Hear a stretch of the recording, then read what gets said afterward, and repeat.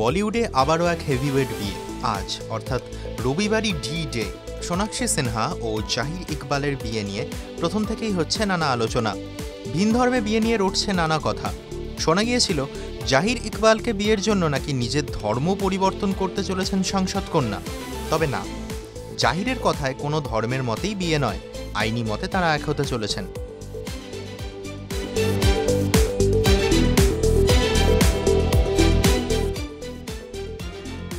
হবুবর জাহির ইকবালকে সপাটে লাথি মারলেন সোনাক্ষী। বিয়ের আগের রাত থেকেই সোশ্যাল মিডিয়ায় ভাইরাল এই ছবি। কেন এমনটা করলেন অভিনেত্রী? যদিও তার রেগে গিয়ে নয়, সোনাক্ষী নেহাতি মজা করে করেছেন এই কাজ। আচমকাই সোনাক্ষীকে ভয় দেখান জাহির, আর তাতেই চমকে গিয়ে এই কাজ করেন তিনি। বর্তমানে নেট দুনিয়ায় ভাইরাল এই ভিডিও।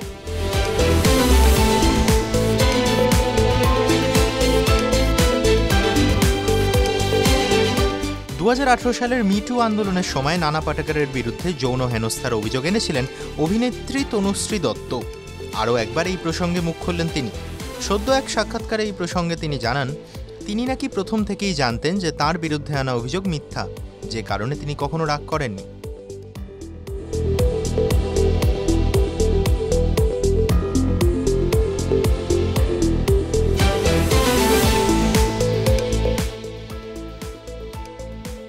কল্কি ছবির প্রমোশনে বেজায় ব্যস্ত ছিলেন দীপিকা পাডুকোন।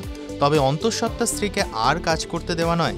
রণবীর সিং এবার তাঁকে নিয়ে বেবি মুন সারতে উড়ে গেলেন লন্ডনে। সম্প্রতি লন্ডনের একটি ক্যাফে থেকে বেরিয়ে আসা দম্পতির একটি ভিডিও অনলাইনে প্রকাশিত হয়েছে, আর তা ভাইরাল হয়েছে নিমেষেই।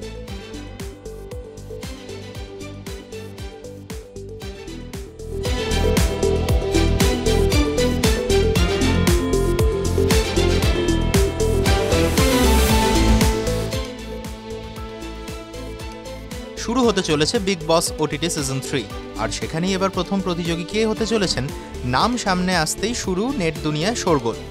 নাম চন্দ্রিকা দীক্ষিত, দিল্লির বড়াপাও গার্ল নামেই পরিচিত তিনি। তবে এই নাম সামনে আসার পর নেটিজেনদের এক শ্রেণীর প্রশ্ন, এমন প্রতিযোগী কেন?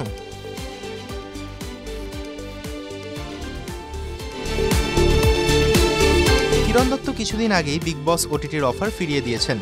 এবার ফাঁকা কলসি হনু বলে কাকে দুষলেন কিরণ? না, বলিউড নয়, তার নিশানায় কিন্তু টলিউডই। দক্ষিণী সোশ্যাল মিডিয়া ইনফ্লুয়েন্সার রোশন সানাভাস তার ছবি আবেশমে দারুণ কাজ করেছেন। সেই সূত্রে কিরণ লেখেন, ইউটিউবার হয়েও যে ভালো অভিনেতা হওয়া যায় তার উদাহরণ রোশন। আর এখানে তো সব ফাঁকা কলসি হনুদের আর্টে হার্ট হয়। একদিন নিজেই সিনেমা বানাবো। সৌরভ চক্রবর্তীর সঙ্গে বহু বছর আগেই বিচ্ছেদ হয়ে গিয়েছে মধুমিতা সরকারের। এরপর থেকে বহু নায়কের সঙ্গে তার নাম জুড়লেও কোনো সম্পর্ককেই অফিসিয়াল তকমা দিতে দেখা যায়নি তাকে। মধুমিতার দাবি তিনি সিঙ্গল, আর সেই সূত্রেই এবার নিজেই মজার প্রশ্ন করে বসলেন, আমি বুঝতেই পারি না আমি কেন সিঙ্গল। উত্তর ছিল পোস্টেই, তিনি নাকি নিজেই কাউকে কাছে আসতে দেন না।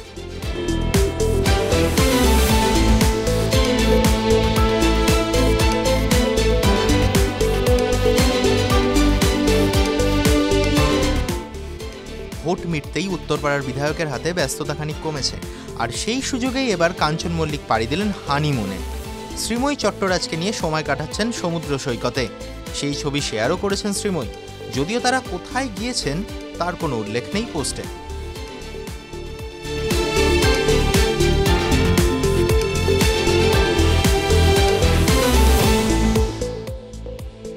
সময় মতো টাকা পরিশোধ না করার অভিযোগ এনেছিলেন পূজা এন্টারটেনমেন্টের বেশ কয়েকজন সদস্য।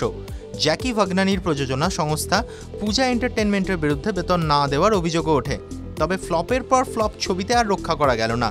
সূত্রের খবর, 250 কোটি টাকার ঋণ মেটাতে মুম্বাইয়ের প্রযোজনা সংস্থার 7 তলা অফিসটি বিক্রি করা হয়েছে ইতিমধ্যেই। খবর সামনে আসতেই আরও একবার সিনেপাড়া নিয়ে চিন্তার ভাঁজ বিশেষজ্ঞদের কপালে।